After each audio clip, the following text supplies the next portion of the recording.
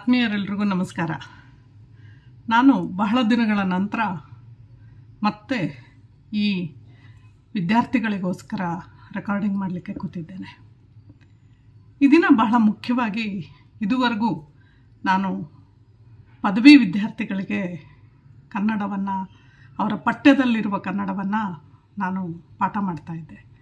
ಆದರೆ ಬಹಳ ಜನಗಳ ಒತ್ತಾಯದ ಮೇಲೆ, ವಿದ್ಯಾರ್ಥಿಗಳ ಒತ್ತಾಯ ಮತ್ತು ಪೋಷಕರ ಒತ್ತಾಯದ ಮೇಲೆ ಸೆಕೆಂಡ್ PUC, ದ್ವಿತೀಯ PUCಯ ಕನ್ನಡದ ಹಳಗನ್ನಡ ಮತ್ತು ಕೆಲವು ಪಠ್ಯಗಳೇನಿದ್ದಾವೆ ಅವುಗಳನ್ನು ಮಾಡಲಿಕ್ಕೆ ನಾನಿಂದು ಕೂತಿದ್ದೇನೆ. PUC ವಿದ್ಯಾರ್ಥಿಗಳಿಗೆ, ಸೆಕೆಂಡ್ PUC ವಿದ್ಯಾರ್ಥಿಗಳಿಗೆ ನಾಗಚಂದ್ರನ ರಾಮಚಂದ್ರ ಚರಿತ ಪುರಾಣದ ಒಂದು ಕಾವ್ಯ ಭಾಗವನ್ನು ಇಟ್ಟಿದ್ದಾರೆ. ನಾಗಚಂದ್ರ ಪಂಪನ ಆರಾಧಕ, ಹಾಗಾಗಿ ಆತ ತನ್ನನ್ನು ಅಭಿನವ ಪಂಪ ಅಂತೇಳಿ ಕೂಡ ಕರ್ಕೋತಾನೆ. ಜೈನ ಪರಂಪರೆಯಿಂದ ಬಂದಂತಹ ಕವಿಯಾದ ಈತ ಜೈನ ರಾಮಾಯಣವನ್ನು ನೀಡಿದ ಕೀರ್ತಿ ಒಂದು. ವೈದಿಕ ಸಂಪ್ರದಾಯದಲ್ಲಿ ದುಷ್ಟ ಗುಣಗಳ ಮೊತ್ತದಂತೆ ಇದ್ದಂತಹ ರಾವಣನ ಪಾತ್ರವನ್ನು ಭಿನ್ನ ರೂಪದಿಂದ ನಿರೂಪಿಸಿದಂಥವನು ರಾಮಚಂದ್ರ ಚರಿತ ಪುರಾಣವನ್ನು ಬರೆದಂತಹ ನಾಗಚಂದ್ರ. ಈತ ತನ್ನ ಬಗ್ಗೆ, ತನ್ನ ಕುಟುಂಬದ ಬಗ್ಗೆ, ತನ್ನ ತಂದೆ ತಾಯಿಯ ಬಗ್ಗೆ ಎಲ್ಲೂ ಕೂಡ ತನ್ನ ಕಾವ್ಯದಲ್ಲಾಗಲಿ ಬೇರೆ ಎಲ್ಲಾಗಲಿ ವಿಷಯವನ್ನು ತಿಳಿಸಿಲ್ಲ. ಆದರೆ ಅನೇಕ ವಿದ್ವಾಂಸರ ಪ್ರಕಾರ ಈತ ಇಂದಿನ ವಿಜಯಪುರ ಅಥವಾ ಬಿಜಾಪುರದಲ್ಲಿ ಇದ್ದ ಅನ್ನುವಂಥದ್ದನ್ನು ಸಾಬೀತುಪಡಿಸ್ತಾರೆ. ಮತ್ತು ಆತ 11 ಮತ್ತು 12ನೇ ಶತಮಾನದಲ್ಲಿ ಇದ್ದ ಅನ್ನುವಂಥದ್ದನ್ನು ಕೂಡ ನಾವು ಗಮನಿಸ್ತೇವೆ. ಈತ ಕೆಲವು ಕೃತಿಗಳನ್ನು ಬರೆದಿದ್ದಾನೆ. ಅದರಲ್ಲಿ ಬಹಳ ಮುಖ್ಯವಾಗಿ ಚಂಪು ಕಾವ್ಯದಲ್ಲಿ ಬರೆದಂತಹ ರಾಮಚಂದ್ರ ಚರಿತ ಪುರಾಣ ಮತ್ತು 19ನೆಯ ತೀರ್ಥಂಕರರ, ಜೈನರಲ್ಲಿ ತೀರ್ಥಂಕರರನ್ನು ಏನು ಪೂಜೆ ಮಾಡ್ತಾರೆ ಅದರಲ್ಲಿ 19ನೇ ತೀರ್ಥಂಕರನಾದ ಮಲ್ಲಿನಾಥನ ಪುರಾಣವನ್ನು ಕೂಡ ಈತ ಬರೆದಿದ್ದಾನೆ. ಅದಲ್ಲದೆ ಆತ ಮಲ್ಲಿನಾಥನ ಒಂದು ಬಸದಿಯನ್ನು ವಿಜಯಪುರದಲ್ಲಿ ಕಟ್ಟಿಸಿದ ಅನ್ನುವಂತಹ ಪ್ರತೀತಿ ಇದೆ. ಜಿನಮುನಿ ತನಯ, ಜಿನಾಕ್ಷರ ಮಾಲೆ, ಯೋಗಾಮೃತ ಮುಂತಾದ ಕೃತಿಗಳನ್ನು ಕೂಡ ಆತ ಬರೆದಿದ್ದಾನೆ ಅನ್ನುವಂಥದ್ದನ್ನು ನಾವು ಗಮನಿಸ್ತೇವೆ. ರಾಮಚಂದ್ರ ಚರಿತ ಪುರಾಣವನ್ನು ಇಲ್ಲಿ ವಿದ್ಯಾರ್ಥಿಗಳಿಗೆ ಏನು ಕೊಟ್ಟಿದ್ದಾರೆ, ಅದರಲ್ಲಿ ಯಾವ ವ್ಯಕ್ತಿ ಕೂಡ ಪರಿಪೂರ್ಣವಾಗಿ ಕೆಟ್ಟವನೂ ಅಲ್ಲ, ಯಾವ ವ್ಯಕ್ತಿ ಕೂಡ ಪರಿಪೂರ್ಣವಾಗಿ ಒಳ್ಳೆಯವನೂ ಅಲ್ಲ. ಕೆಟ್ಟ ಮತ್ತು ಒಳ್ಳೆಯ ಎರಡೂ ಮೊತ್ತಗಳು ಮನುಷ್ಯನಲ್ಲಿ ಕಾಣ್ತೇವೆ ಅನ್ನುವಂಥದ್ದನ್ನು ಎತ್ತಿ ತೋರಿಸಿದಂಥವರು ಜೈನ ಕವಿಗಳು. ಅದರಲ್ಲೂ ಪಂಪ ಮತ್ತು ರನ್ನನ ನೀವು ಗದಾಯುದ್ಧವನ್ನು ನೋಡಿದ್ದೆ ಆದರೆ ಅದರಲ್ಲಿ ದುರ್ಯೋಧನನ ಪಾತ್ರವನ್ನು ಹೇಗೆ ಆತ ನಿರೂಪಿಸ್ತಾನೋ ಹಾಗೆ ರಾಮಚಂದ್ರ ಚರಿತ ಪುರಾಣವನ್ನು ಮೊಟ್ಟ ಮೊದಲ ಜೈನ ರಾಮಾಯಣದ ಒಂದು ಕೃತಿಯನ್ನು, ರಾಮಾಯಣದ ಕೃತಿಗೆ ಜೈನ ಟಚ್ಚನ್ನು ಕೊಟ್ಟಂಥವನು ನಾಗಚಂದ್ರ ಅನ್ನುವಂಥದ್ದನ್ನು ಗಮನಿಸಬೇಕು. ಅಲ್ಲಿ ಒಂದು ಮಾತನ್ನು ಹೇಳ್ತಾನೆ, ಕೆಲವು ಸಲ ಅಬ್ದಿಯು ಒಮ್ಮೊಮ್ಮೆ ಕಾಲ ವಶದಿಂದ ಮರ್ಯಾದೆಯಂ ದಾಂಟುವಂತೆ ಅನ್ನುವಂತಹ ಮಾತನ್ನು ಹೇಳ್ತಾನೆ. ಅಂದರೆ ವಿಧಿವಶದಿಂದ ಸೀತೆಗೆ ಮನಸೋತಾತ ಅಂತ. ಅಂದರೆ ಅಬ್ದಿ ಅಂದರೆ ಸಮುದ್ರವೂ ಕೂಡ ತನ್ನ ಎಲ್ಲೆಯನ್ನು ಕೆಲವು ಸಲ ದಾಟುವಂತೆ ಇಲ್ಲಿ ಕೂಡ ಕಾಲವಶದಿಂದ ಈತ ಮರ್ಯಾದೆಯನ್ನು ದಾಟ್ತಾನೆ ಅನ್ನುವಂಥದ್ದು. ಈ ಕಾವ್ಯ ಪ್ರಾರಂಭವಾಗುವುದು ರಾವಣ ಧ್ರುವಮಂಡಲದಂತೆ ಚಲಿಸದೆ ಅನ್ನುವಂತಹ ಭಾಗದಿಂದ. ಆದರೆ ಅದಕ್ಕೆ ಮುಂಚೆ ಒಂದಷ್ಟು ಕಥೆಯನ್ನು ವಿದ್ಯಾರ್ಥಿಗಳು ತಿಳ್ಕೊಳ್ಳೋದು ಒಳ್ಳೆಯದು. ಏನದು ಕಥೆ ಅಂತಂದರೆ, ಈಗಾಗಲೇ ರಾಮ ಮತ್ತು ಲಕ್ಷ್ಮಣರು ತಮ್ಮ ಸೈನ್ಯದೊಂದಿಗೆ ರಾವಣನ ಜೊತೆ ಯುದ್ಧ ಮಾಡಲಿಕ್ಕೆ ಲಂಕೆಗೆ ಬಂದಿದ್ದಾರೆ.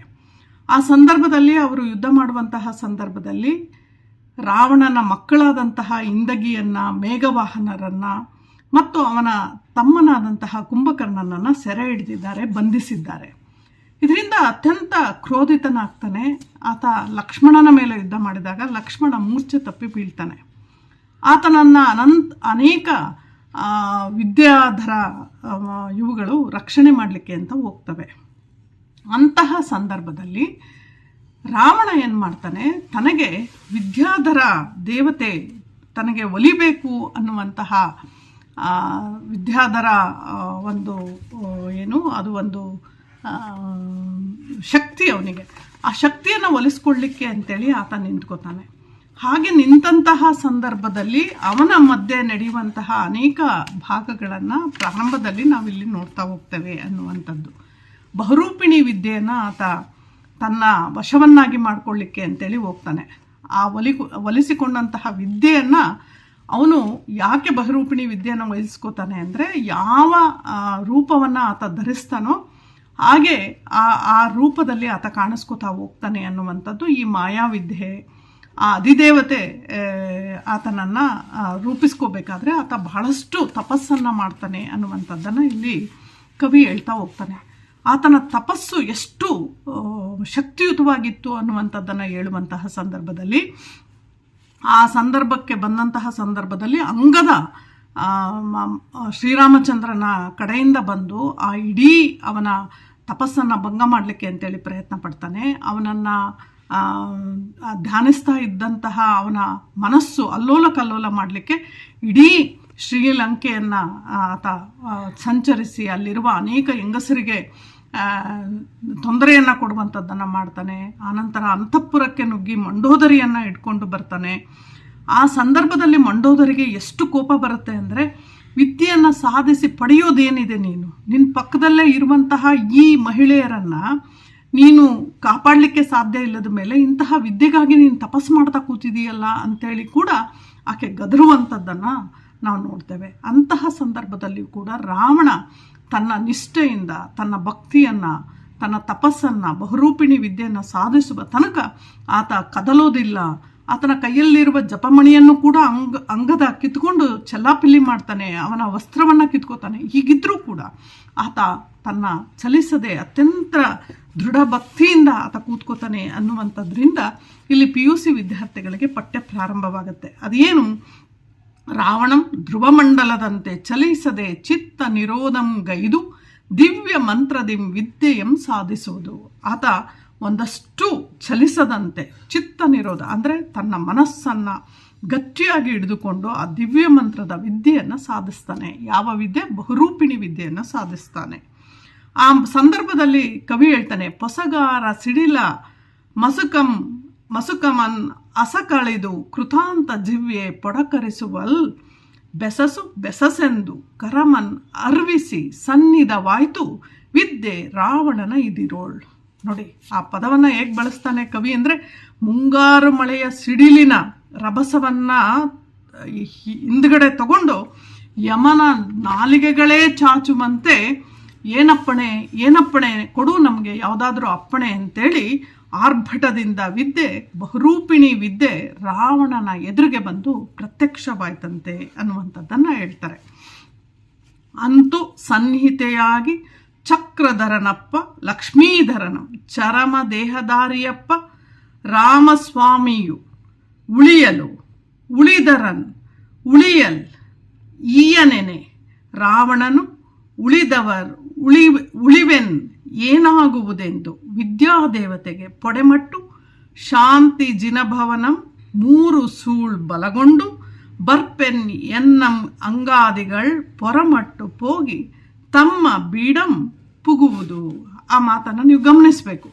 ಹಾಗೆ ಪ್ರತ್ಯಕ್ಷವಾದಂತಹ ಆ ಒಂದು ದೇವಿಯನ್ನು, ಲಕ್ಷ್ಮೀಧರನನ್ನು ಅಥವಾ ಚರಮದೇಹಿಯಾದಂತಹ ರಾಮಸ್ವಾಮಿಯನ್ನು ಬಿಟ್ಟು ಉಳಿದವರನ್ನು ಉಳಿಯಗೊಡುವುದಿಲ್ಲ ಅಂತೇಳಿ ಆತ ನುಡಿತಾನೆ. ನಾನು ರಾವಣ ಹೇಳುವಂತಹ ಮಾತು, ರಾವಣ ಉಳಿದವರ ಅಳಿವಿನಿಂದ ನನಗೇನಾಗಬೇಕಾಗಿದೆ, ಹಾಗಾಗಿ ನಾನು ಬೇರೆಯವರನ್ನು ಏನು ಮಾಡ್ತೀನಿ ನೋಡು ಅಂತೇಳಿ ಆ ದೇವಿಗೆ ನಮಸ್ಕಾರ ಮಾಡಿ ಅತಿ ಶಾಂತಿ ಜಿನಾಲಯವನ್ನು, ಶಾಂತಿನಾಥ ಅನ್ನುವಂತಹ ಬಸದಿಯನ್ನು ಆತ 3 ಸುತ್ತಿ ಬರುವಷ್ಟರಲ್ಲಿ ಅವನಿಗೆ ಎಲ್ಲರೂ ಕೂಡ ಮತ್ತೆ ಭವನವನ್ನು ಸೇರಿಕೊಂಡ್ರು ಅನ್ನುವಂಥದ್ದನ್ನು ನಾವಿಲ್ಲಿ ಗಮನಿಸ್ತೇವೆ.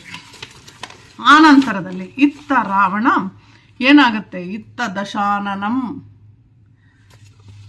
ದಶಾನನಂ ನಿಜ ವಧೂಜನಮಂ ಕೊರಚಾಡಿ ಕಾಡಿದು ಉದ್ವಂತ ವಿರೋಧಿ ಕೇಚರರನ್ ಇಕ್ಕುವ ಬಲ್ಮುಳಿಸಿಂದೆ ಬಂದು ಪೋವೆತ್ತಿ ಇಭ ವೈರಿ ಅಂತೋದರಂ ಕೆಂಗರೆ ಮೂಡಿದ ಭೃಂಗಮಾಲೆ ನೀಳ್ದೆತ್ತೆನೆ ನೋಡಿದಂ ಮಯ ತನೂಜಯ ಬಾಡಿದ ವಕ್ತ್ರ ಪದ್ಮಮಂ.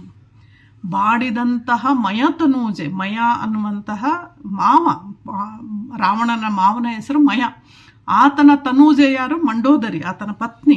ರಾವಣನ ಪತ್ನಿಯ ಬಾಡಿದ ಮುಖವನ್ನು ದಶಾನನ, ಇಲ್ಲಿ ನಾಗಚಂದ್ರ 10 ತಲೆಯವನು ಅಂತೇಳಿ ತೋರಿಸೋದಿಲ್ಲ, ಒಂದೇ ತಲೆ, ಆದರೆ 10 ರೀತಿಯಲ್ಲಿ ವಿಚಾರವನ್ನು ಮಾಡ್ತಿರುವಂತಹ ವ್ಯಕ್ತಿ ಅನ್ನುವಂಥದ್ದನ್ನು ಮೂಲ ಕಾವ್ಯಕ್ಕಿಂತ ಭಿನ್ನವಾಗಿ ಆತ ಯೋಚನೆ ಮಾಡಿ ಇಲ್ಲಿ ತರ್ತಾನೆ ಅನ್ನುವಂಥದ್ದು. ಹಾಗಾಗಿ ಆತ ಅಂತಃಪುರದರನ್ನು, ಸ್ತ್ರೀಯರನ್ನು ಹೇಗೆ ಬೇರೆಯವರ ಅಂಗದ ಹೇಗೆ ಆತನನ್ನು ಕೊಲ್ಲುವುದಕ್ಕಾಗಿ ಹೇಗೆಲ್ಲ ಅವರನ್ನು ಚೆಲ್ಲಾಡಿ ಅವರನ್ನು ಭಯಭೀತರನ್ನಾಗಿ ಮಾಡಿದ್ದ, ಆತ ಅತಿಕೋಪದಿಂದ ನೋಡ್ತಾನೆ. ನೋಡಿ ಸಿಂಹದಂತೆ ಘರ್ಜಿಸಿ ತನ್ನ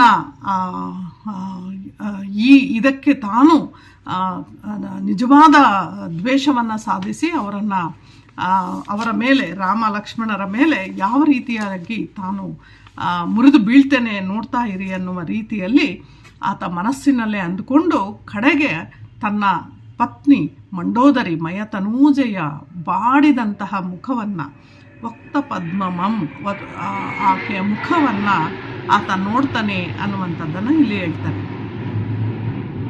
ಅಂತೂ ಆಕೆ ಬೆರಸು ಸಮಸ್ತ ಅಂತಃಪುರಮಂ ನೋಡಿ ನಿಮಗೆ ಇಂತು ಭಂಗಮಂ ಮಾಡಿದ ಅಂಗ ಆದಿಗಳಂ ಭ್ರೂಭಂಗ ಮಾತ್ರದೊಳೆ ಸೆರೆಗೈದು ತಂದು ನಿಮ್ಮ ಮುಂದೆ ಬಹುಪ್ರಕಾರದಿಂ ಪರಿಭವಿಸಿ ಇಪ್ಪೆನೆಂದು ಸಂತೈಸಿ ಶಾಂತಿ ಜಿನಭವನದೊಳ್ ಮಹಾಪೂಜೆಯಂ ಮಾಡಿಸಿ ನಿರ್ವತಿತ ನಿಯಮ ಅಮೃತ ಆಹಾರಮನ್ ಆರೋಗಿಸಿ ತದನಂತರ ಬಹುರೂಪಿಣಿ ವಿದ್ಯಾ ಪ್ರಭಾವವಂ ಪರೀಕ್ಷಿಸಿ ಪ್ರಮೋದ ಮುದಿತ ಹೃದಯನಾಗಿ.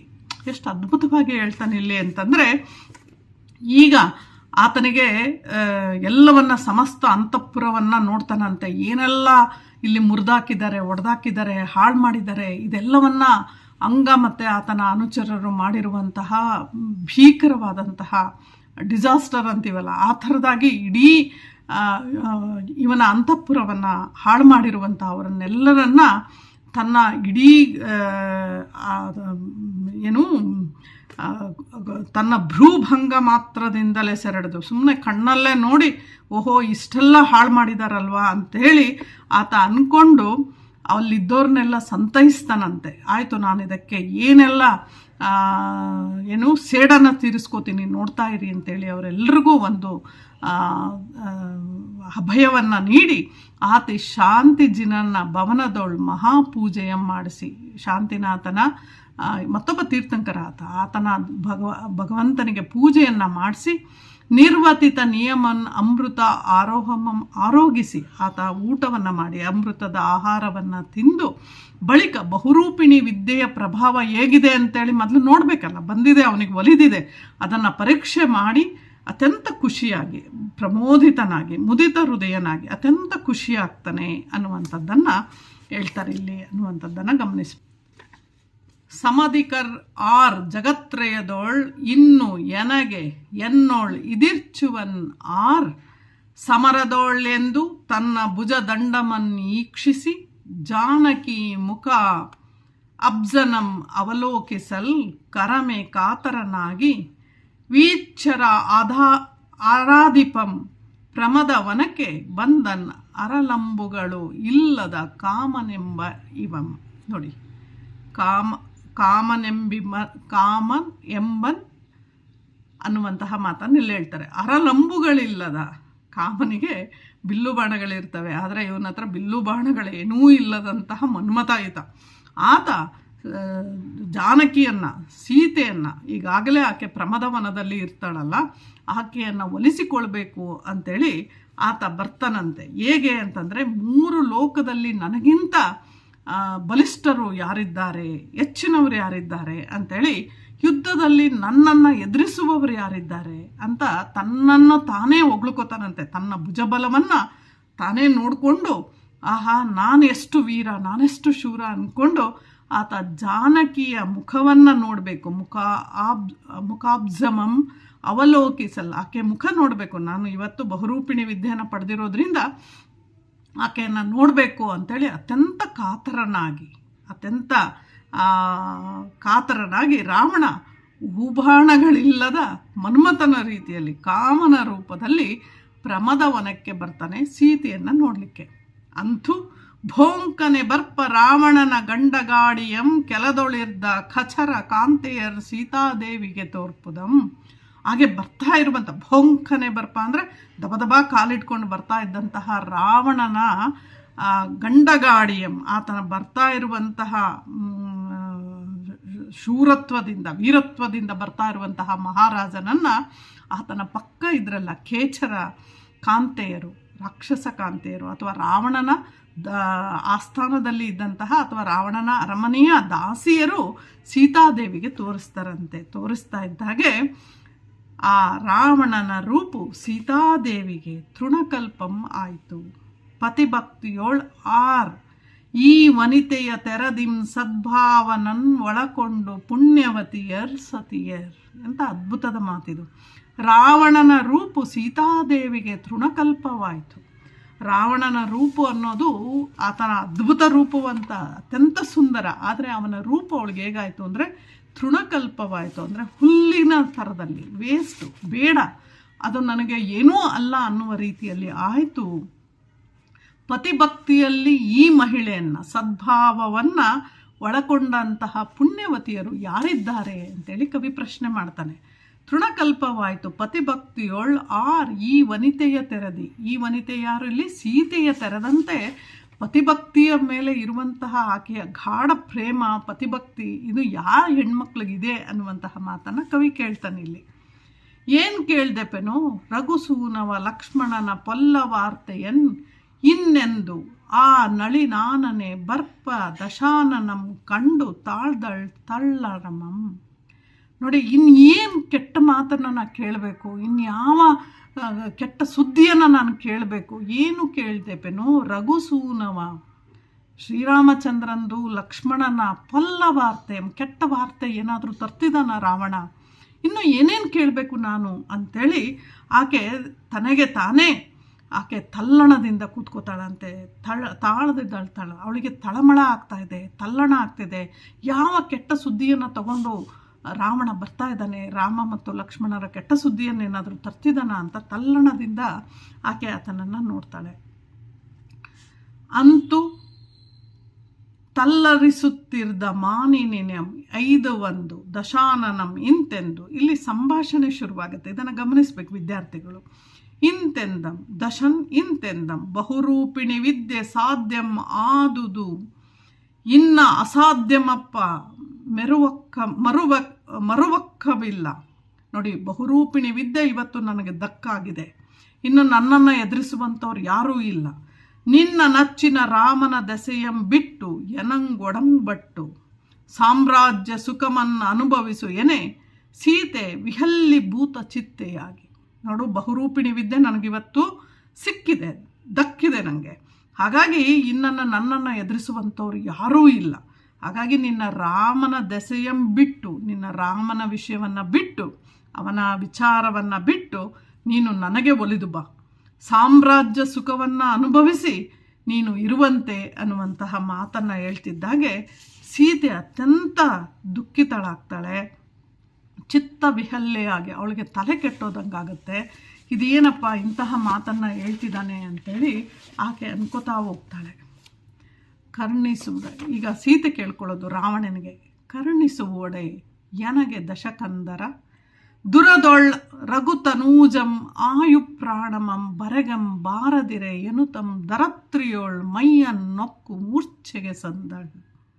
ಕೇಳ್ಕೊತಾಳೆ, ನನಗೆ ನೀನು ಕರುಣಿಸೋದಾದರೆ ರಾವಣ ಒಂದು ವಿಷಯವನ್ನು ಕರುಣಿಸು, ಯುದ್ಧದಲ್ಲಿ ರಾಮನ ಆಯು ಪ್ರಾಣವರೆಗೆ ಅವನ ಜೀವ ಇರೋ ತನಕ ನೀನು ನನ್ನ ಹತ್ರಕ್ಕೆ ಸುಳಿಬೇಡ, ಬರಬೇಡ ಅನ್ನುವಂತಹ ಮಾತನ್ನು ಹೇಳಿ ಆಕೆ ಆ ರಘುತನೂಜನ ಆಯು ಪ್ರಾಣಮಂ ಬರೆಗಂ, ಅವನು ಇರೋ ತನಕ ನೀನು ನನ್ನ ಹತ್ರಕ್ಕೆ ಸುಳಿಬೇಡ, ಬಾರದಿರೆ ಎನುತಂ ಧರತ್ರಿಯೋಳು, ಧರತ್ರಿ ಅಂದರೆ ಭೂಮಿಯಲ್ಲಿ, ಮೈಯನ್ನೊಕ್ಕು ಮೂರ್ಛೆಗೆ ಸಂದಾಳು, ಆಕೆ ಮೂರ್ಛೆ ತಪ್ಪಿ ಬೀಳ್ತಾಳಂತೆ ಭೂಮಿಯ ಮೇಲೆ.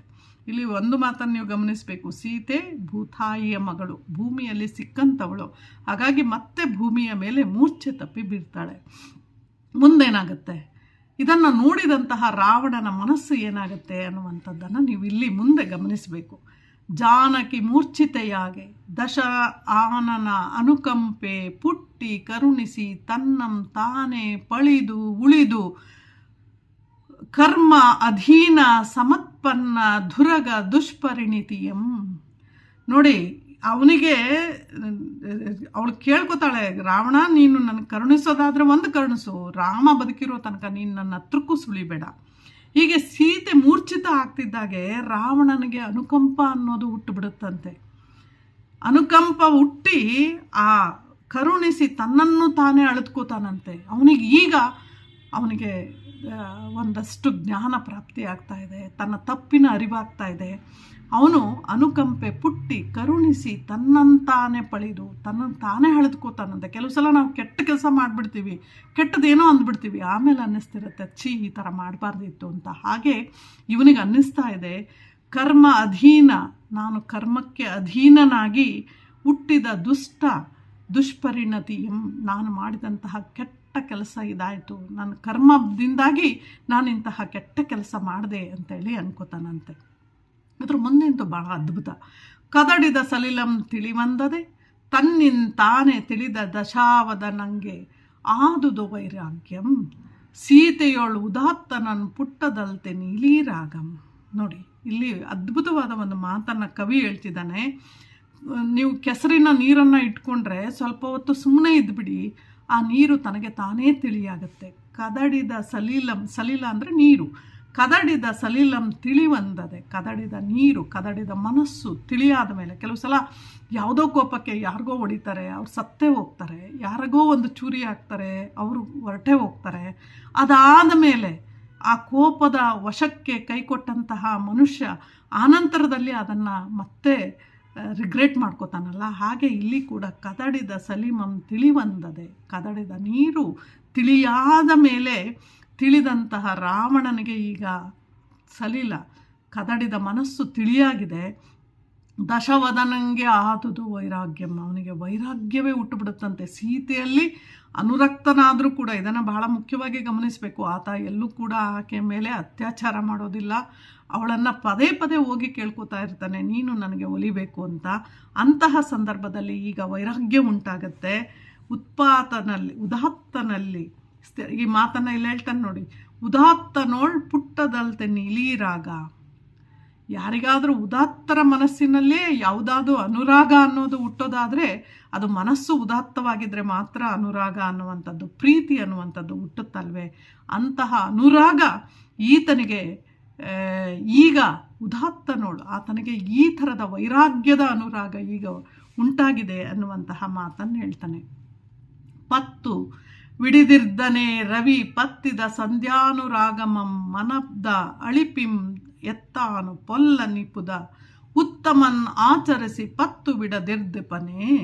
ನೋಡಿ, ಸೂರ್ಯನಿಗೂ ಕೂಡ ಎಷ್ಟೇ ಬೆಳಗಿದ್ರೂ ಕೂಡ ಸಂಜೆ ಆಗ್ತಿದ್ದಾಗೆ, ಸಂಜೆ ಆಗ್ತಿದ್ದಾಗೆ ಆತ ಹೇಗೆ ಕಾಣಿಸ್ಕೊಳ್ಳೋದು ಕಡಿಮೆ ಆಗುತ್ತೆ ಅಥವಾ ಆತ ನಿಧಾನಕ್ಕೆ ಅಸ್ತಮಿಸ್ತಾನೋ, ಹಾಗೆ ಅವನು ಸಂಧ್ಯವನ್ನು ಅಥವಾ ಸಂಜೆಯನ್ನು ಹಿಡಿದಿಡ್ಲಿಕ್ಕೆ ಆಗೋದಿಲ್ವೋ ಹಾಗೆ ಇದು ಕೂಡ ಆತನಿಗೆ ಆಗುತ್ತೆ ಅನ್ನೋ ಮನದಾಸೆಯಿಂದ ಇಡೀ ಅನುಚಿತ ಆಚರಿಸಿದಂತಹ ಉತ್ತಮ ಕೂಡ ಅದನ್ನೆಲ್ಲವನ್ನು ತೊರೆಯದೇ ಇರ್ತಾನ. ಏನೋ ಕೆಟ್ಟ ಕೆಲಸವನ್ನು ಆ ಸಮಯಕ್ಕೆ ಮಾಡಿದವನು ಕೂಡ ತಿಳಿಯಾಗ್ತಿದ್ದಾಗೆ, ಮನಸ್ಸು ತಿಳಿಯಾಗ್ತಿದ್ದಂತೆ ಅಂತಹ ಕೆಟ್ಟ ಕೆಲಸವನ್ನು ಅವನು ಮಾಡೋದಿಲ್ಲ, ಬಿಟ್ಬಿಡ್ತಾನಲ್ವಾ ಅನ್ನುವಂತಹ ಮಾತನ್ನು ಹೇಳ್ತಾನೆ. ಅಂತೂ ಮನದೊಳಗೆ ಒಗೆದ ಕಾರುಣ್ಯ ರಸಮೇ ಸೀತೆಯೊಳ್ ಆದ ಅನುರಕ್ತೆಯಂ ಖರ್ಚಿ ಕಳೆವುದಂ ಸ್ವಭಾವ ಪರಿಣಿತಿಯೊಳ್ ನಿಂದು ಸ್ವಕೀಯ ಆಪ್ತ ಪುರುಷ ಪರಿಷಜ್ಜನಕ್ಕೆ ಇಂತೆಂದನು. ನೋಡಿ, ಹಾಗೆ ಮನದಲ್ಲಿ ಹುಟ್ಟಿದಂತಹ ಕಾರುಣ್ಯ ರಸಮೇ ಸೀತೆಯೊಳ್ಳಾದುದು. ಸೀತೆಯ ಮೇಲೆ ಈಗ ಅವನಿಗೆ ಮೋಹವಿಲ್ಲ, ಕಾರುಣ್ಯ ರಸ, ಅವಳ ಮೇಲೆ ಕರುಣೆಯೇ ಉಕ್ಕಿ ಹರಿತಾ ಇದೆ. ಸೀತೆಯಲ್ಲಿ ಉಂಟಾಗಿದ್ದ ಅನುರಕ್ತೆ ತೊಳೆದು ಹೋಗಿ ಈಗ ಅವನಿಗೇನಾಗಿದೆ, ಆ ಸಹಜವಾದಂತಹ ಸ್ಥಿತಿಯನ್ನಿಗೆ ಬಂದು ತನ್ನ ಆಪ್ತ ಜನರು ಯಾರಿರ್ತಾರಲ್ಲ ಅವರೆಲ್ಲ ಸಭಾಸದರನ್ನು ನೋಡಿ ಅವನು ಈ ಮಾತನ್ನು ಹೇಳ್ತಾನಂತೆ. ಏನು ಹೇಳ್ತಾನೆ? ಗುಣ ಪರಿಪಾಲನಾರ್ಥಂ ಯನಗಂ ಬಗೆದೋರಿದಳಿಲ್ಲ ದಿವ್ಯ ಭೂಷಣ ವಸನ ಅಂಗ ರಾಗಮಂ ಒಲ್ಲದೆ ಖೇಚರ ರಾಜ್ಯ ಲಕ್ಷ್ಮಿಯಂ ತೃಣ ಸಮಾನನಾಗೆ ಭಾವಿಸಿದಳು ಈ ಸತಿಯಂ. ಮೊದಲಾಗೆ ಪೌರುಷ ಪ್ರಣಯಿ ಇಂತಪೇಕ್ಷಿಸುವೆ ಎನೆ ಗುಣಹಾನಿ ಎನ್ನ ಪಾಪದಿಂ. ನೋಡಿ ಎಂತಹ ಅದ್ಭುತ ಮಾತುಗಳನ್ನು ಇಲ್ಲಿ ಹೇಳ್ತಿದ್ದಾನೆ ಅಂದರೆ, ಅವಳು ಯಾವುದೇ ರೀತಿಯಿಂದ ಗುಣ ಪರಿಪಾಲನಾರ್ಥಂ ಎನಗಂ, ಅವಳು ಎಂತಹ ಗುಣ ಪರಿಪಾಲನೆಯನ್ನು ಮಾಡಿದ್ಲು ಇವಳು ಸೀತೆ ಅಂತಂದರೆ, ತನ್ನ ಜನಕ್ಕೆ ಹೇಳ್ತಾ ಇರುವಂತಹ ಮಾತು, ತನಗೆ ಅರಿವಾದಂಥದ್ದನ್ನು ತನ್ನ ರಾಜ್ಯದ ಜನಕ್ಕೆ ಹೇಳ್ತಿದ್ದಾನೆ. ಅವಳು ಯಾವತ್ತೂ ಕೂಡ ಗುಣಪರಿಪಾಲನೆಯನ್ನು ಮಾಡಿದ್ಲು. ಅವಳ ಮನಸ್ಸು ಯಾವತ್ತಿಗೂ ಕೂಡ ದಿವ್ಯ ಭೂಷಣ. ನಾನು ಇದನ್ನು ಬಿಟ್ಟುಬಿಟ್ರೆ, ರಾಮನ ಬಗ್ಗೆ ಮನಸ್ಸನ್ನು ಬಿಟ್ಟು ರಾವಣನ ಕಡೆಗೆ ಒಲ್ದಿದ್ರೆ ದಿವ್ಯ ಭೂಷಣ ಸಿಗ್ತಾ ಇತ್ತು, ವಸ್ತ್ರ, ಲೇಪನ, ದ್ರವ್ಯ ಇವೆಲ್ಲವೂ ಸಿಗ್ತಿತ್ತು. ಆದರೆ ಅದು ಯಾವುದನ್ನೂ ಬೇಡ ಅಂತೇಳಿ ವಿದ್ಯಾಧರ ರಾಜ್ಯಲಕ್ಷ್ಮಿಯನ್ನು, ಈ ಒಬ್ಬ ಸಾಮ್ರಾಟೆಯಾಗಿ ಬದುಕ್ಬೋದಾಗಿತ್ತು, ಸಾಮ್ರಾಜ್ಯವನ್ನು ವಹಿಸ್ಬೋದಿತ್ತು. ಆದರೆ ಆಕೆ ಅದೆಲ್ಲವನ್ನು ಹುಲ್ಲಿನ ತೃಣದಂತೆ ಭಾವಿಸಿದ್ಲಲ್ಲ, ತೃಣ ಸಮಾನವಾಗಿ ಭಾವಿಸಿದಳು ಈ ಸತಿಯು. ಈ ಸತಿ ಯಾರು? ಸೀತೆ. ಮೊದಲಾಗೆ ಪೌರುಷ ಪ್ರಣಯಿಂ ಇಂತಪೇಕ್ಷಿಸುವೆ ಎನೆ ಗುಣಹಾನಿ ಎನ್ನ ಪಾಪದೆಂ. ನೋಡಿ, ಆಕೆ ನಿಜವಾದಂತಹ ತನ್ನ ಪತಿಯನ್ನೇ ಪ್ರೇಮಿಸುವಂಥವಳು. ನನ್ನ ಪಾಪದ ಗುಣಹಾನಿಯನ್ನು ಹೀಗೆ ನಾನು ಅಪೇಕ್ಷಿಸೋದು ಸರಿನಾ? ಅವಳನ್ನು ಮತ್ತೆ ನಾನು ಮೂರ್ಛಿತಳಾದಂತಹ ಅವಳನ್ನು ನೋಡಿ ನನಗೆ ಇವತ್ತು ಕರುಣರಸವೇ ಉಕ್ಕಿ ಹರಿದಿರುವಾಗ ಅವಳನ್ನು ನಾನು ಮತ್ತೆ ಅಪೇಕ್ಷೆ ಮಾಡೋದು ಅಥವಾ ಅವಳ ಬಗ್ಗೆ ನಾನು ಪ್ರೀತಿ ತೋರಿಸೋದು ಸರಿನಾ ಅಂತೇಳಿ ಇಲ್ಲಿ ಪ್ರಶ್ನೆ ಮಾಡ್ತಿದ್ದಾನೆ ರಾವಣ. ಇವರಂ ಪ್ರಾಣಪ್ರಿಯರಂ ನೆವಂ ಇಲ್ಲದೆ ಕರ್ಮವಶಮೇ ನೆವಂ ಎನೆ ಕಂದರ್ಪ ವಿಮೋಹದಿಂದ ಅಗಲ್ಚಿದೆ ಆನ್ ಅವಿವೇಕಿ ಎನ್ನ ಕುಲದ ಪಂಪನ್ ಅಳಿವಿನ್ ಎನಗಂ. ನೋಡಿ, ನನ್ನ ಕುಲದ ಪೆಂಪು, ನನ್ನ ಕುಲದ ಮಹಿಮೆಯೇ ಅಳಿದು ಹೋಗುವಂತಹ ಕೆಲಸವನ್ನು ನಾನು ಮಾಡಿದ್ದೀನಿ. ಇವರಂ ಪ್ರಾಣಪ್ರಿಯರು. ಯಾರು ಪ್ರಾಣಪ್ರಿಯರು?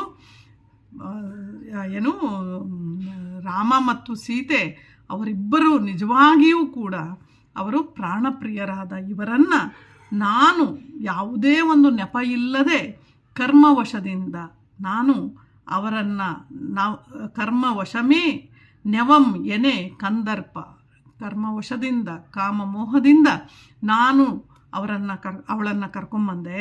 ನನ್ನ ಕುಲದ ಹಿರಿಮೆ ನಾಶವಾಗುವಂತಹ ಕೆಲಸವನ್ನು ಅವರನ್ನು ಆ ಪದವನ್ನು ಆತ ಬಳಸ್ತಾನೆ. ನೆವಂ ಎನೆ ಕಂದರ್ಪ ವಿಮೋಹದಿಂದ ಅಗಲ್ಚಿದೆ. ಅವರಿಬ್ಬರನ್ನು ಬೇರೆ ಬೇರೆ ಮಾಡಿದೆ. ಗಂಡ ಹೆಂಡತಿಯನ್ನು, ಸೀತೆ ರಾಮರನ್ನು ಬೇರೆ ಮಾಡುವಂತಹ ಅವಿವೇಕದ ಕೆಲಸವನ್ನು ನಾನು ಮಾಡಿದೆ ಅಂಥೇಳಿ ತನ್ನ ಬಂಧು ಬಳಗದ ಮುಂದೆ ಯಾರು ಹೇಳ್ತಾನೆ? ರಾವಣ ಹೇಳುವಂತಹ ಮಾತಿದು. ಆನಂತರ ಏನಾಗುತ್ತೆ ಅನ್ನುವಂಥದ್ದನ್ನು ಕವಿ ಇಲ್ಲಿ ಹೇಳ್ತಾನೆ. ರಾಮನಿನ್ ಅಗಲ್ಚಿ ತಂದ ಆನ್ ಈ ಮಾನಿನಿಗೆ ಇನಿತು ದುಃಖಮಂ ಪುಟ್ಟಿಸಿದೆಂ ಕಾಮ ವ್ಯಾಮೋಹದಿನ್ ನಾಶಮುಖಮಂ ಪುದಿಯೇ ದುರ್ಯಶ ಪಟಹರಂ. ರಾಮನನ್ ಅಗಲ್ಚಿ ತಂದ ಆನ್, ರಾಮನನ್ನು ಬೇರೆ ಮಾಡಿ ತನ್ನಂತಹ, ರಾಮನಿಂದ ಅಗಲಿಸಿ ತನ್ನಂತ ನಾನು ಮಾನಿನಿಗೆ, ಮಾನಿನಿ ಯಾರಲ್ಲಿ? ಸೀತೆಗೆ ಇನಿತು ದುಃಖಮಂ ಪುಟ್ಟಿಸಿದೆ. ಅವಳಿಗೆ ಎಷ್ಟೊಂದು ದುಃಖವನ್ನು ನಾನು ಕೊಟ್ಟೆ. ಕಾಮ ವ್ಯಾಮೋಹದಿ ನಾಶಮುಖಮಂ. ನೋಡಿ, ಕಾಮದಿಂದ ಮನುಷ್ಯ ನಾಶನಾಗ್ತಾನೆ ಅನ್ನುವಂತಹ ಮಾತನ್ನು ನಾಗಚಂದ್ರ ಇಲ್ಲಿ ಹೇಳ್ತಿದ್ದಾನೆ. ಅದನ್ನು ರಾವಣನ ಮೂಲಕ ಹೇಳಿಸ್ತಾ ಇದ್ದಾನೆ. ಅತಿ ಕಾಮ ಅನ್ನುವಂಥದ್ದು ಅಥವಾ ಕಾಮ, ಒಳ್ಳೆಯ ಕಾಮ ಅಲ್ಲದನ್ನು ನಾವು ಯಾರನ್ನು ಈಗ ಇತ್ತೀಚೆಗೆ ನಾವು ಬಹಳಷ್ಟು ನೋಡ್ತಾ ಇದ್ದೀವಿ. ನೋಡಿ, ಆಕೆ ಪ್ರೀತಿ ಮಾಡಿದೆ ನಾನು, ಅವಳು ಮಾಡಲಿಲ್ಲ ಅನ್ನೋ ಕಾರಣಕ್ಕೆ ಆ್ಯಸಿಡ್ ಎರಚುವಂಥದ್ದು, ಕೊಂದಾಕುವಂಥದ್ದು, ಕಾಲೇಜಿಗೆ ನುಗ್ಗಿ ಕೊಂದಾಕುವಂಥದ್ದು, ಸಾಯಿಸುವಂಥದ್ದು, ಈ ಥರದನ್ನೆಲ್ಲ ನೋಡ್ತಾ ಇದ್ದೀವಿ. ಇದೆಲ್ಲದಕ್ಕೂ ಕಾರಣ ಏನು? ಕಾಮವಶ. ಆ ಮಾತನ್ನು ಹೇಳ್ತಿದ್ದಾನೆ. ಕಾಮ ವ್ಯಾಮೋಹದಿಂ ನಾಶಮುಖ. ನಾನು ದಶಮುಖ ಅನ್ನುವಂತಹ ಹೆಸರು ಹೋಗಿ ನಾಶದ ಮುಖವನ್ನು ಮಾಡ್ಕೊಳ್ತಾ ಇದ್ದೀನಿ. ಪುದಿಯೇ ದುರ್ಯಶ ಪಟಹರಹಂ. ಇದು ನನಗೆ ಸರಿಯಲ್ಲ. ನಾನು ಇಷ್ಟೊಂದು ದುಃಖವನ್ನು ಅವರಿಗೆ ಕೊಟ್ಟೆ, ಹಾಗಾಗಿ ಇದು ಸರಿಯಲ್ಲ ಅನ್ನುವಂತಹ ಮಾತನ್ನು ಆತನೇ ಎಲ್ಲರ ಮುಂದೆ ಹೇಳ್ಕೊತಾ ಇದ್ದಾನೆ. ಆ ಮಾತನ್ನು ನಂತರ ಆತ ಹೇಳ್ತಿದ್ದಾನೆ. ಎನಗೆ ವಿಭೀಷಣಂ ಇತಮನ್ ಆದರದಿಂದ ಪೇಳೆ ಕೇಳದೆ ಆತನ ಅವಿನೀತನೆನ್ ಗಜರಿ ಗರ್ಜಿಸಿ ಬೈದೆನು.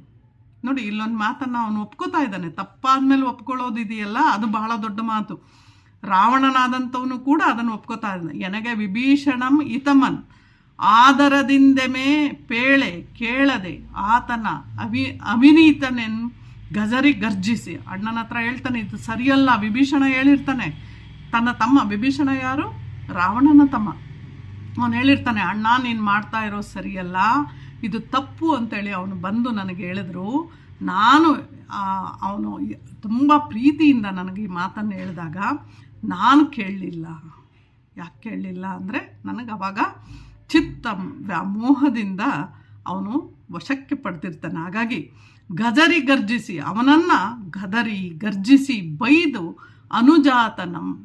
ನೋಡಿ, ಆತನನ್ನೇ ಅವಿನೀತ ಅಂತೇಳಿ, ಆತನನ್ನೇ ನೀನು ನನಗೆ ಹೇಳಕ್ಕೆ ಬಂದಿದೀಯಾ ಅಂತೇಳಿ ಅವನನ್ನು ಗದರಿಸಿ ವಿನೀತನನ್ ಅರೆಯಟ್ಟಿ. ನೋಡಿ, ವಿನೀತನಾದಂತಹ ನನ್ನ ತಮ್ಮ ಭಾಳ ಒಳ್ಳೆಯವನು, ಆದರೆ ನೀನು ನನಗೆ ಹೇಳಕ್ಕೆ ಬರ್ತೀಯಲ್ಲ ಅಂತೇಳಿ ಅವನನ್ನು ಬೈದು ಅಟ್ಟಿ ದುರ್ವ್ಯಸೆಯಂ ಕರೆದಂ. ವ್ಯಸನ ಅಭಿಭೂತನ್ ಆವನಂ ಅನುರಾಗ ವೇಗದೆ ಹಿತ ಅಹಿತ ಚಿಂತೆಯನ್ನೇಕೆ ಮಾಡುವನ್. ನೋಡಿ, ಎಂಥ ಅದ್ಭುತ ಮಾತು. ಯಾವತ್ತೂ ಕೂಡ ವ್ಯಸನಗಳಿಗೆ ದಾಸನಾದಂಥವನು ಯಾವತ್ತೂ ಕೂಡ ಒಳ್ಳೆಯದ್ಯಾವುದು ಕೆಟ್ಟದ್ಯಾವುದು ಅಂತೇಳಿ ಯಾವತ್ತೂ ಚಿಂತೆ ಮಾಡೋದಿಲ್ಲ. ವ್ಯಸನ ಬಡಿದುಕೊಂಡ ಮೇಲೆ ಮನುಷ್ಯನಿಗೆ ಅನುರಾಗ ವೇಗದಿಂದ ಹಿತ ಮತ್ತು ಅಹಿತದ ವಿವೇಚನೆಯನ್ನೇ ಯಾಕೆ ಮಾಡ್ತಾನೆ? ಯಾವತ್ತೂ ಮಾಡೋದಿಲ್ಲ. ಅದಕ್ಕೆ ಬಹಳ ಮುಖ್ಯವಾಗಿ ಇದು ವಿದ್ಯಾರ್ಥಿಗಳಿಗೆ ಯಾಕೆ ಅಂತಂದರೆ, ಯಾವತ್ತೂ ಕೂಡ ವ್ಯಸನಗಳಿಗೆ ದಾಸರಾಗೋದು ಭಾಳ ಈಸಿ, ಆದರೆ ಆ ವ್ಯಸನ ಮುಕ್ತರಾಗೋದು ಭಾಳ ಕಷ್ಟ. ಹಾಗಾಗಿ ಇವತ್ತು ಅನೇಕ ವ್ಯಸನಗಳಿದ್ದಾವೆ. ಇವತ್ತು ನನ್ನ ಮೊಬೈಲನ್ನು ಅತಿಯಾಗಿ ಹಚ್ಕೊಂಡು ನೋಡುವಂಥದ್ದಿರ್ಬೋದು, ಆಟಗಳನ್ನು ಆಡುವಂಥದ್ದು, ಗ್ಯಾಮ್ಲಿಂಗ್ಗಳನ್ನು ಮಾಡುವಂಥದ್ದು, ಅದರ ಮೂಲಕ ಅನೇಕರನ್ನು ಪ್ರೇಮದ ಬಲೆಗೆ ಬೀಳಿಸುವಂಥದ್ದು, ಮೋಸ ಮಾಡುವಂಥದ್ದು, ಏನೆಲ್ಲ ಇದ್ದಾವೆ.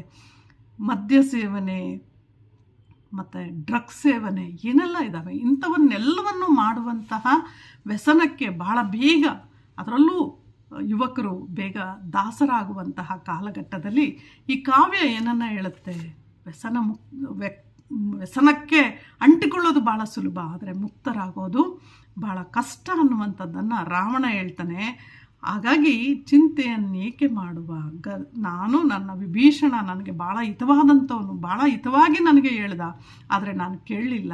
ಆದರೆ ಅವನನ್ನೇ ನೀನು ಕೆಟ್ಟವ್ರು, ಅವಿನೀತ, ನೀನು ನನಗೆ ಹೇಳಕ್ಕೆ ಬರ್ತೀಯ ಅಂತೇಳಿ ಬೈದೆ. ಆದರೆ ಒಂದು ಸಲ ವ್ಯಸನಕ್ಕೆ ಅನುರಾಗಕ್ಕೆ ಒಳಪಟ್ಟಂಥವನು ಯಾವುದನ್ನೂ ಕೂಡ ಕೇಳಿಸ್ಕೊಳ್ಳೋದಿಲ್ಲ ಅನ್ನುವಂತಹ ಮಾತನ್ನು ಹೇಳ್ತಾನೆ. ಜಸದ ಅಳಿವಂ ಪರಾಭವದ ಪತ್ತುಗೆಯಂ ದೊರೆವೆತ್ತ ತಮ್ಮ ಮಾನಸಿಕೆಯ ಕೇಡನ್ ಉನ್ನತಿಯ ಬನ್ನಮನ್ ಅನ್ಯ ಭವನ್ ಅನುಬದ್ಧ ಮಪ್ಪ ಸುಗತಿಯಂ ಸೃಜನದ ಬೇವಸಂ ಜನತಾ ಅಪವಾದಮಂ ಬೆಸನಿಗಳ್ ಆರುಂ ಎತ್ತಲೇರ್ವರ್ ವಿಷಯಾಸವಂ ಮುತ್ತ ಚೇತನರನ್. ಜಸದಳಿವಂ, ಈ ಮಾತನ್ನು ಹೇಳ್ತಿದ್ದಾನೆ. ಕೀರ್ತಿ, ಜಸ ಅಂದರೆ ಕೀರ್ತಿಯ ಅಳಿವಾಗುವಂಥದ್ದು, ನಾಶವಾಗುವಂಥದ್ದು. ಕೀರ್ತಿ ಅಳಿವಂ ಅಂದರೆ ನಾಶ, ಕೀರ್ತಿ ನಾಶವಾಗುವುದು. ಪರಾಭವದ ಪತ್ತುಗೆಯಂ ಅಂದರೆ ಸೋಲನ್ನು ಅನುಭವಿಸುವಂಥದ್ದು. ದೊರೆವೆತ್ತ ತಮ್ಮ ಮಾನಸಿಕೀಯ ಕೇಡನು, ಮಾನಭಂಗದ ಕಲಂಕವನ್ನಾಗಲಿ ಕೇಡಿನ ಉನ್ನತಿಯ ಬನ್ನಮನ್ ಅನ್ಯ ಭವನ್ ಅನುಬದ್ಧಮಪ್ಪ ಸುಗತಿಯಂ.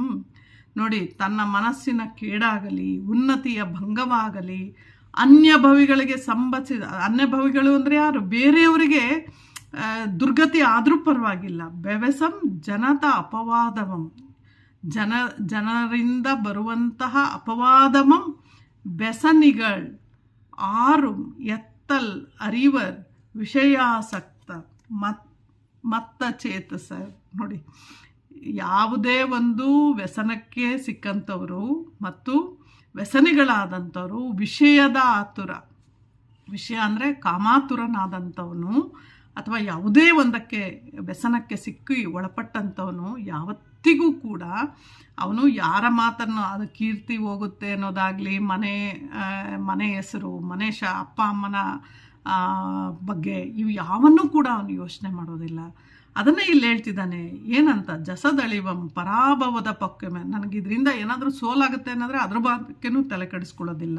ದೊರವೆತ್ತ ತಮ್ಮ ಮಾನಸಿಕೀಯ ಕೇಡನ್ನು, ಮನಸ್ಸು ಮತ್ತು ಉನ್ನತಿಯ ಬನ್ನಮನ್. ನೀನು ಎಷ್ಟೋ ಮೇಲೋಗಿರ್ತೀಯ, ಒಂದು ಸಣ್ಣ ಕೆಟ್ಟ ಕೆಲಸದಿಂದ ನಿನ್ನ ಇಡೀ ಅಷ್ಟು ವರ್ಷ ಗಳಿಸಿದ ಎಲ್ಲವೂ ಕೂಡ ನಾಶ ಆಗುತ್ತಲ್ಲ. ಅನುಜಾತನಂ, ಆ ಮಾತನ್ನು ಅಲ್ಲಿ ಹೇಳ್ತಿದ್ದಾನೆ. ಸುಗತಿಯಂ ಸೃಜ್ಜನರ ಬೇವಸಂ. ಅನೇಕ ಒಳ್ಳೆಯ ಜನರು ಕೂಡ ನಮ್ಮಂತ ಬಿಟ್ಟು ಹೋಗ್ಬಿಡ್ತಾರೆ, ಜನರು ನಮ್ಮ ಮೇಲೆ ಅಪವಾದ ಬರೆಸ್ತಾರೆ. ಇವೆಲ್ಲವೂ ಕೂಡ ಆಗೋದು ಯಾವಾಗ?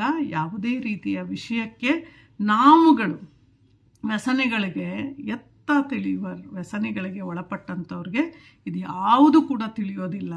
ಮನೆ, ಅಪ್ಪ ಅಮ್ಮ, ಮನೆ ಒಂದು ಹೆಸರಿರುತ್ತೆ, ಒಂದು ಕುಟುಂಬಕ್ಕೆ ಒಂದು ಹೆಸರಿರುತ್ತೆ, ಗೌರವ ಇರುತ್ತೆ, ಅವು ಯಾವು ಕೂಡ ತಲೆ ಕೆಡಿಸ್ಕೊಡೋದಿಲ್ಲ ಅನ್ನುವಂತಹ ಮಾತನ್ನು ಹೇಳ್ತಾನೆ. ಇದೆಲ್ಲವನ್ನು ಎಂದು ಉದ್ವೇಗಪರನಾಗಿ ನುಡಿದ.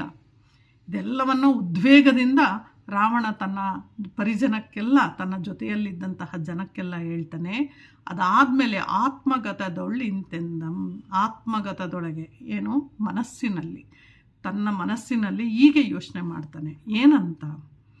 ಇರಿದು 5 ಈಗಳೇ ಕೊಟ್ಟೊಡೆ ಎನ್ನ ಕಡುಪಂ ಕಟ್ವಾಯುವಂ ಭೀರಮಂ ಬಿರುದಂ ಬೀಸರಮಕ್ಕೂ ಓಸರಿಸಿದಂತಾಗಿ ಇರ್ಕುಮಂ ಅಂತಾಗದಂ ಅಂತಿರೆ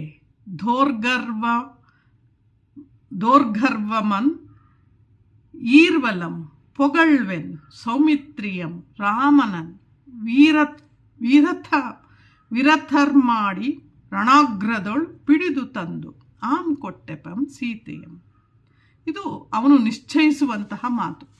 ಆಯ್ತಪ್ಪ, ನಾನು ಸೀತೆ ಈಗ ಮೂರ್ಛಿತಳಾಗಿದ್ದಾಳೆ, ನನಗೆ ಆ ಸೀತೆಯ ಮೇಲೆ ಕರುಣೆ ಉಕ್ಕಿದೆ, ಹಾಗಂತ ನಾನು ಈಗಲೇ ಅವಳನ್ನು ತಗೊಂಡೋಗ್ಬಿಟ್ಟು, ತೋಳ್ರಪ್ಪ ನಿಮ್ಮ ಸೀತೆಯನ್ನು ಕರ್ಕೊಂಬಂದಿದ್ದು ತಪ್ಪಾಯಿತು, ನಾನು ಆಕೆಯನ್ನು ಅಪಹರಣ ಮಾಡಿದ್ದು ತಪ್ಪಾಯಿತು ಅಂತ ಏನಾದರೂ ಹೇಳಿದ್ದೆ ಆದರೆ ಅದು ಸರಿಯಲ್ಲ. ನನಗಿರುವಂತಹ ಬಿರುದುಗಳು ವ್ಯರ್ಥ ಆಗ್ತವೆ.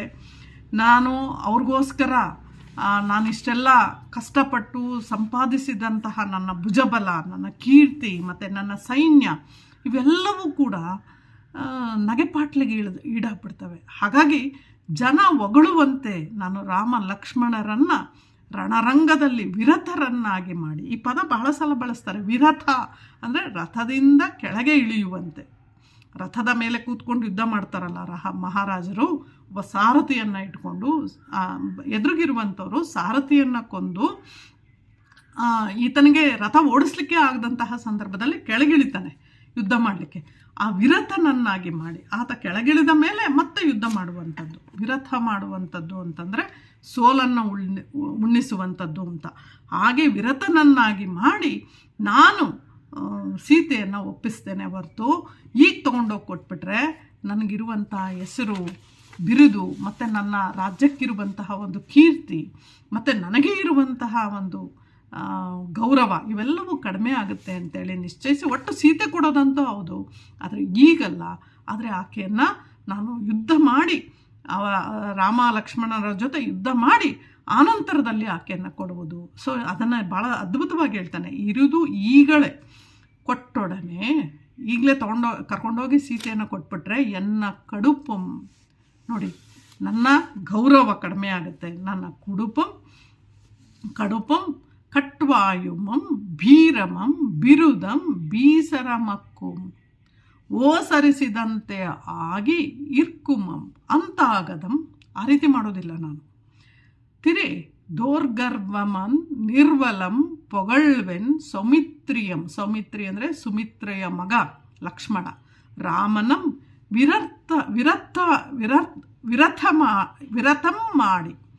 ವಿರಥಂ ಮಾಡಿ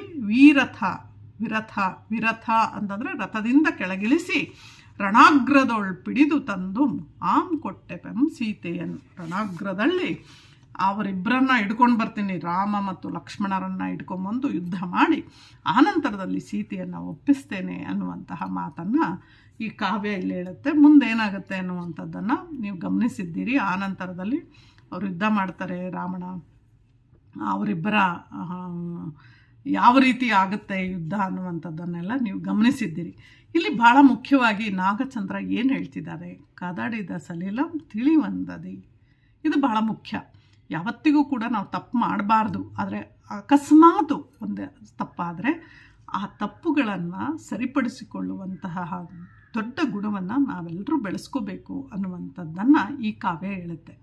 ಹಾಗಾಗಿ ತಾವು ಅತ್ಯಂತ ಈ ಕಾವ್ಯವನ್ನು ಓದ್ರಿ, ಇದರಲ್ಲಿರುವ ಅನೇಕ ಪ್ರಶ್ನೆಗಳಿಗೆ ಉತ್ತರಗಳನ್ನು ಅತ್ಯಂತ ಸರಳವಾಗಿ ಹೇಳ್ಬೋದು ಅಂತೇಳಿ ಈ ಪಠ್ಯದ ಮೂಲಕ ತಮಗೆ ಅರ್ಥ ಆಗಿದೆ ಅಂತೇಳಿ ನಾನು ಅಂದ್ಕೋತೇನೆ. ನಮಸ್ಕಾರ. ಜೊತೆಗೆ ನನ್ನ ಯೂಟ್ಯೂಬಿಗೆ ತಾವೆಲ್ಲ ಸಬ್ಸ್ಕ್ರೈಬ್ ಆಗಿ, ಈ ಮೂಲಕ ನಾನು PUC ಸೆಕೆಂಡ್ ಇಯರ್ ಅಥವಾ 2ನೇ ವರ್ಷದ PUCಯಲ್ಲಿ ಓದ್ತಾ ಇರುವಂತಹ ಕನ್ನಡದ ವಿದ್ಯಾರ್ಥಿಗಳಿಗೆ ಹಳೆಯ ಪಠ್ಯಗಳನ್ನು, ಅದರಲ್ಲೂ ಕಾವ್ಯಗಳನ್ನು, ಪದ್ಯಗಳನ್ನು, ವಚನಗಳನ್ನು ಈ ಮೂಲಕ ಯೂಟ್ಯೂಬಲ್ಲಿ ಅಪ್ಲೋಡ್ ಮಾಡೋದ್ರ ಮೂಲಕ ನಿಮಗೆ ಇನ್ನಷ್ಟು ಸರಳವಾಗಿ ಕನ್ನಡ ಕಬ್ಬಿಣದ ಕಡಲೆ ಅಲ್ಲ ಅಂಥೇಳಿ ನೀವು ಅನ್ಕೋತೀರಿ ಅಂತೇಳಿ ನಾನಾದರೂ ಅನ್ಕೋತೀನಿ. ಹಾಗಾಗಿ ನೀವೆಲ್ಲ ಕೇಳಿ ಪರೀಕ್ಷೆಯಲ್ಲಿ ಉತ್ತಮ ಅಂಕಗಳನ್ನು ತೆಗೆದುಕೊಳ್ಳಲು ಇದು ಸಾಧ್ಯ ಆಗುತ್ತೆ. ಹಾಗಾಗಿ ಲೇಖಕಿ ಡಾಕ್ಟರ್ ಪದ್ಮಿನಿ ನಾಗರಾಜ್ ಅನ್ನುವಂತಹ ನನ್ನ ಯೂಟ್ಯೂಬಿಗೆ ತಾವೆಲ್ಲ ಸಬ್ಸ್ಕ್ರೈಬ್ ಆಗೋದ್ರ ಮೂಲಕ ಜೊತೆಯಾಗಿ ಅಂತೇಳಿ ಕೇಳ್ಕೊತೀನಿ. ನಮಸ್ಕಾರ.